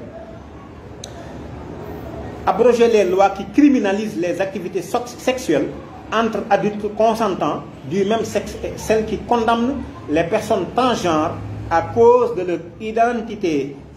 et de leur expression de genre. Protéger les individus des violences homophobes et transphobes, etc. Mettre fin à l'impunité des violences commises par les acteurs étatiques ou non étatiques. Maanaam ñun ay cible lañ fi nekk nii ñun ñi après ñooy dem kaso sama genre bi. Adopter les réglementations adéquates pour garantir de véritables enquêtes sur les violations des droits de l'homme, ainsi que des poursuites résolues de leurs auteurs et élaborer des procédures judiciaires pour protéger des victimes. Modifier la législation interne relative à la non-discrimination dans le but de l'harmoniser avec les obligations régionales et internationales déjà existantes. Prôner le soutien du pouvoir exécutif pour ratifier les traités relatifs aux droits de l'homme et mettre en œuvre et harmoniser ces traités avec la législation interne. Adopter des lois qui mettent en place des institutions nationales des droits de l'homme qui incluent l'orientation sexuelle, l'identité de genre, l'expression de genre et le caractère sexuel dans leur mandat et ou des institutions spécialisées qui ont un mandat pour gérer les droits et l'inclusion des personnes LGBTI. Bon, le rôle de représentation ñu tegaat ci beneen dafa xaw a gudd quoi ñu baal ma mais damay kii ak le rôle de contrôle député yi ñi ci adopté yëpp y a des députés sénégalais ñun leen ñoom aussi nañ ci dugg. Collaborer avec les parlements na ngeen collaborer ak parlement yëpp. Bon mais ñu leen collaborer aussi au sein des partis politiques et entre eux boobu foofu lay tëjee bii ñu ni influencer la plateforme de votre parti politique pour garantir que les personnes LGBTI sont régulièrement consultées, qu'elles prennent part à la conception, à la mise en œuvre et au suivi des lois, des politiques et des programmes qui les concernent, et qu'elles sont encouragées à adhérer au parti, à se présenter en tant que candidat et à viser des positions de pouvoir au sein de ce parti. Oui, 1. S'assurer que les adhérents du parti politique soutiennent les candidats LGBTI. 3. Inviter systématiquement des organisations et des militants LGBTI aux consultations du parti, aux audiences, etc. 4. Constituer ou participer à des rencontres ou à des comités entre partis politiques pour faire avancer les droits et l'inclusion des personnes LGBTI. Députés yi lii lañ leen sant te il y a des députés sénégalais qui travaillent actuellement en fait dans ce programme-là. Députés yooyu ñëpp xam nañ leen ki jiite assemblée nationale muy Moustapha Niasse ci la bokk. Djibril War aussi ci la bokk ci PGA bi. Bon, il y a d'autres députés yoo xam ni peut-être mën na maa yamandu ñoo ci ñoom ndax il faut ñu citer Moustapha Niasse ndax ci la bokk parce que moo jiite assemblée nationale moo jiite institution bi Sénégal kii moom bokk na ci PGA. mais yemul ci loolu Djibril War mi nga xam ni dégg nañ ko muy yuuxu di tëbëka dal moom boobu ba léegi moom aussi mi ngi ci PGA bi ci la bokk. yeneen députés yi des nag xëy na mën naa leen lim après mais ñoom ñaar au moins mën naa leen a tudd ñoom ñoo ngi nii un manuel pour les parlementaires ñoo ngi liggéey ci lii pour daganal mbirum góor jigéen moo tax on comprend pourquoi benn waay génne benn communiqué di wax ni way loi bi nangam dafa loi bi existe na loolu nekkul déedéet la loi là les actes contre nature nag homosexualité kenn mënatu ko cee dugal parce que la loi internationale moo ko ci génne moo ko génne ci feebar yi depuis 1990 génne ko ci la juridiction internationale def ci résolution boo xam ne c'est la résolution 17L9 depuis 2011 un certain 15 juin 2011 nii la demee su fekkente ni seen bopp yi dafa nax itam ñun suñu bopp naxul nous savons ce dont on parle li ñuy wax xam nañ ko làmbatuwuñ ko aussi te ni ngeen mépriser le peuple sénégalais là ça doit arrêter ànd sàmm jikko yi nag li mu waroon def na ko impliqué nañ ñëpp te loolu ci lay ñëw nii donc damay tëb médias yi ak nangam ndax da ngeen comprendre am na ci ñu bari ci médias yi ñoo xam ni fu ñu waxee sax da ngay gis seen traitement information bi sax c'est tendancieuse da ngay gis ni ñii ils sont contre ànd sàmm jikko yi da ngay gis ni ñii ils sont pro LGBT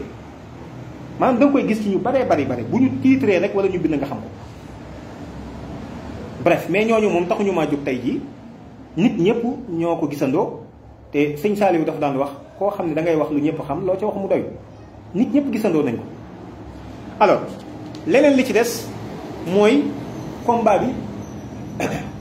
ba ñu ko tàmbalee ba léegi ñu may ma daaneel nii rek timis jot na mais su ma ko daggee du kiiwaat donc juste 2-3 minutes ma terminé donc mën a dem julli ñu mën a dem julli ci timis. combat bi ñu tàmbalee léegi li ñu njëkk a def mooy def tournée nationale parce que lii ma fi partagé wax ko lu ci nekk dem nañ ci 45 départements yi wax ko nit ñi parce que nit ñi ñoo moom réew mi ñun ay sénégalais lañ comme ñëpp. ba ñu fa jógee dem nañ ci kilifay réew mi lancer une pétition ñoom ñëpp ñu signé ko loolu dama ciy dellusiwaat tey jii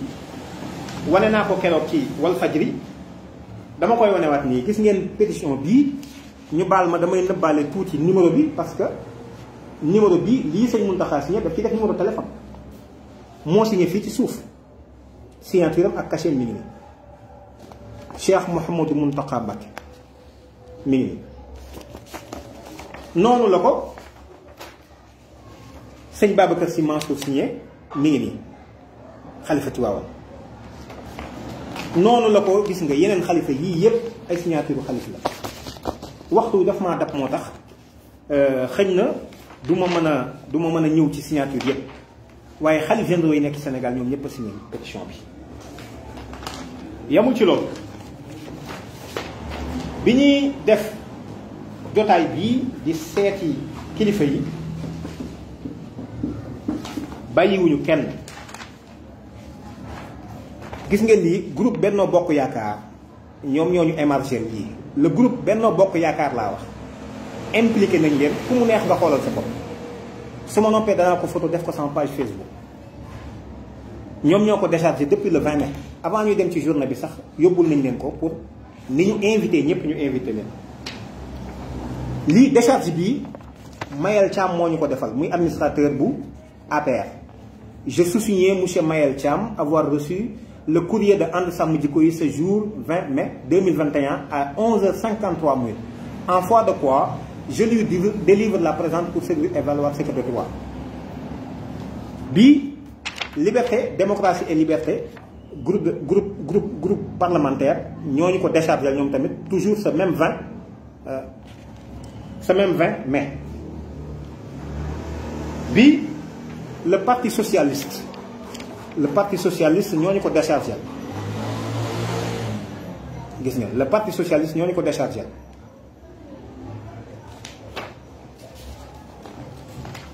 bi AFP ñoo ñu ko déchargé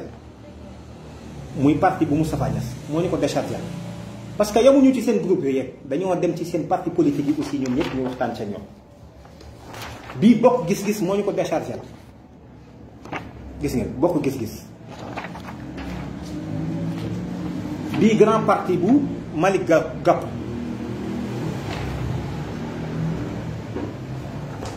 bii parti démocratique sénégalais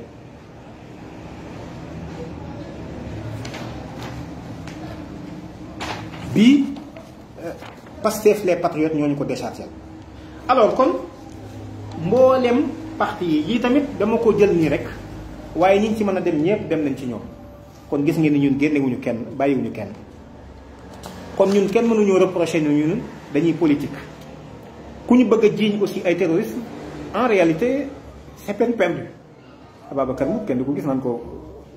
terroriste nga Makhtar Sarr mi nga xam ne mooy vice coordonnateur bu ànd sàmm jikko yi kan moo ko gis naan ko terroriste nga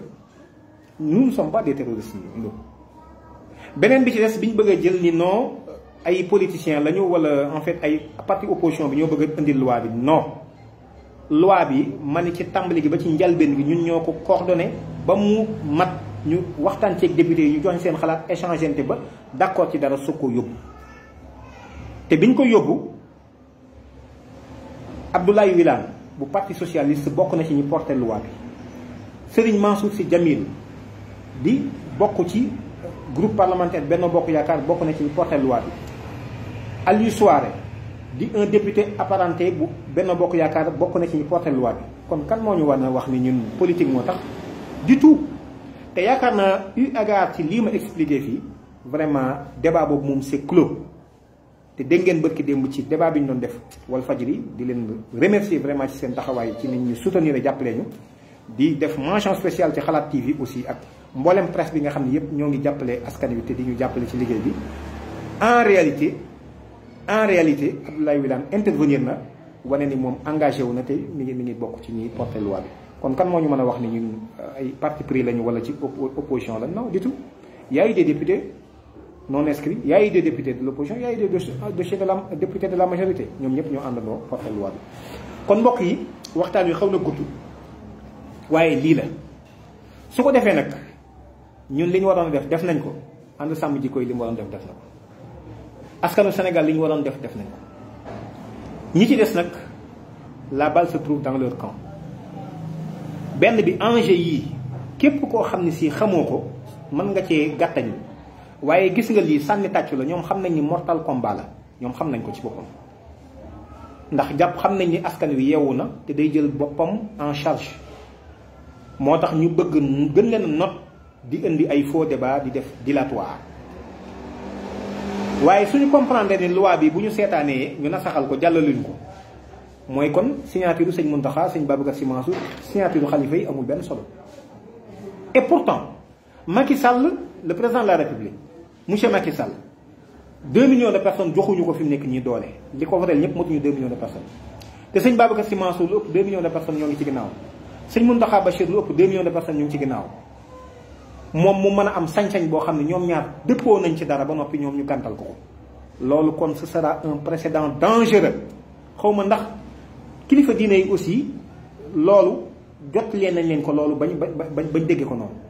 mooy su jàllee mooy signature sëñ Mountakha bii mu wax ni bëgg naa loi bii sëñ Babacar Sy Mansour wax ko Cheikh al Bekkaay wax ko sëñ Mounirou Ndiéguène wax ko sëñ Abdourahim Seck wax ko xalifa Layène wax ko xalifa sëñ Ahmed Tidiane Niass wax ko sëñ Mouhamadou Mahi Niass wax ko sëñ Ahmed Tidiane Ba wax ko mbooleem xalif généraux yëpp wax loolu ak ñi ci àndaat ci seen ginnaaw association islamique yeeg ñëpp dafay mel ni ñooñu seen signature amul sens amul njariñ loolu lay tekki na ko ñëpp xam te pourtant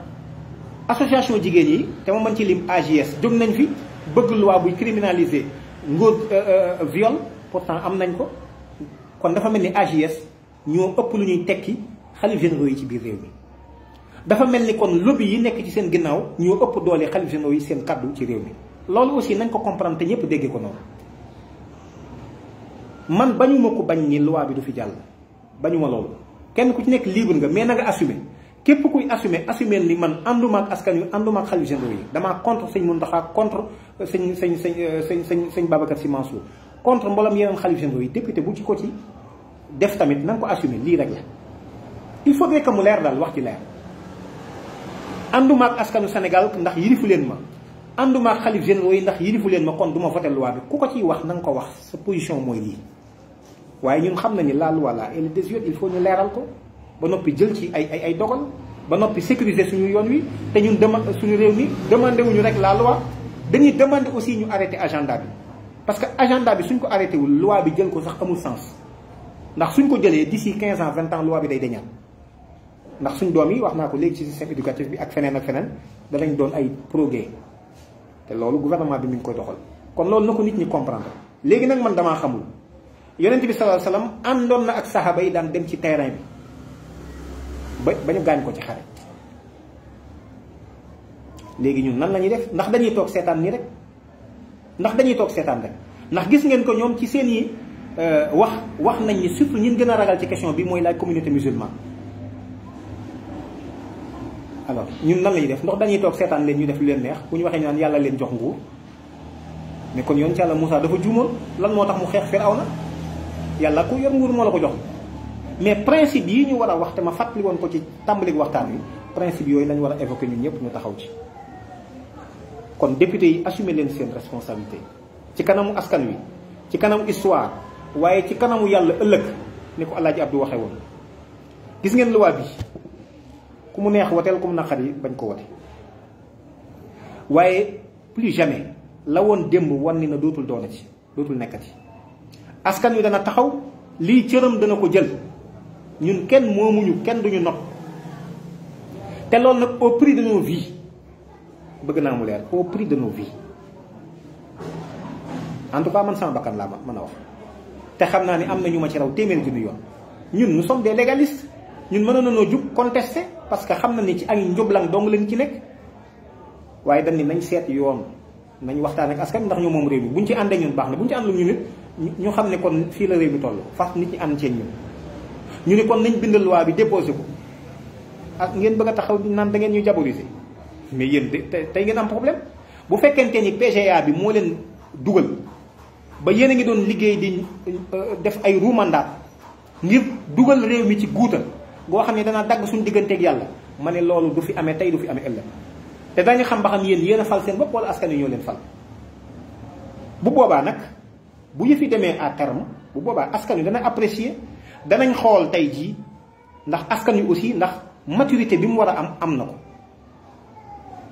gis nga man bokkuma ci ñuy wax ni ci kilifa diine yi génn nañ def discours nañu génn marche kilifa diine yi ñoom ñëpp am nañ plus de 80 ans ñun li ñu man ñoom mënuñu ko ñaareel bi tamit combat yi ñi ko yëg ñoo ko mën a porter fii yàlla rek a fi ne kon ginnaaw ñun yàlla la ñuy taxawal nañ taxawal yàlla sëñ Babacar Sy moom Alaaji Abdou wax nañu ko bërki dem rek bi ñu demee Tiwaawan su ngeen demee ku leen ci fekk dem leen ku leen ci fekkul dem leen bu leen ci xaar kenn ndax yàlla dana ànd ak yéen kon ñun loolu dong lañ ci soxla woon yàlla lañ ci soxla ndimbalam te moom lañ ci sàkku ndimbalam damaa mas a fekk sëñ Muntaxa ca tool ya ñuy waxtaan ci mbir bi ñu noppee ba noppi mu ni ma lii day na ngeen ci taxaw te bu leen ci wóolu wéeru ku dul yàlla bu leen ci yaakaar ku dul yàlla mu ni ma man mii sax bu leen ma ci yaakaar kon loolu rek mooy jël si waat moom la sëñ Babacar Sy Abdou wax bërki dem kon nag nañu xam ne ànd sàmm jikko yi combat bi jaral nañu suñuy bakkan loolu il faudrait que mu leer leen ñun su fekkonte ni duñu ay légaliste keroog bi ñu préfet waxee ñu ni 200 personnes ñooy dem assemblée déposé ko bi mu nee loolu dafay indi un précédent te nangam ñu ne ko amul problème ñun nañ toog sur place tax liñ bëgg ñun mooy déposé rek biñ nee ñetti nit ñooy dem déposé ko la société civile na am ko représenté ak universitaires yi muy professeur Malick Ndiaye kilifa diine yëpp muy tarixa yi muy association islamique yi ne leen kenn représenté muy imam Aydara Chérif Aydara ànd ci dekk ak kii jeunesse bi ne leen kenn représenté jigéen ñi kenn représenté leen ak man 5 personnes ci auto député yi lañ dugg dem mais ñun bu ñu bëggoon fitna wala doonuñu ay légaliste loolu duñ ko def dañuy dem ci confrontation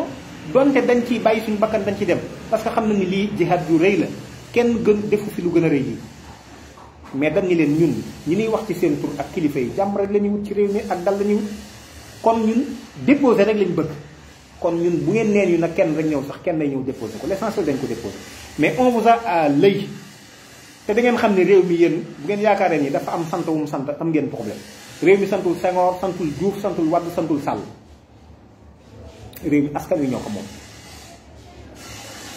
kon loolu na leer yëf yi dana dem ba jusqu'à terme su ko defee ñu xam kii kii ñan ñoo taxaw ci di liggéeyal seytaane ci réew mi bëgg a jël mbooloom askanu Sénégal it dugal leen ci carcan boo xam ne seen digganteeg yàlla day yàqu danañ xam ñooñu ñan la te xam nga ñun on n'a pas froid aux yeux dama ni ku mu neex bañ a la voté loi ku engagé wu woon bu la neexee retiré wu ci mbir moo xam ni maanaam c'est historique te it bis ni que tey dana soppeeku te ngeen xam ni dana soppeeku aussi réew mi askan wi ñoo ko moom. président nan la mën a doone ñun sunu ab surga askan wi jox ko doole ji mu dem te moom fu mu bëggee loi daal di nii léegi ak def leen loi procédure d'urgence mu daal di jàll askan wi yëpp maase ni lii lañ bëgg ñu ne loolu du fi amee mais on verra incha allahu rabbi loolu moom moo doon waxtaan yi wasalaamaaleykum wa rahmatullah wa barakatu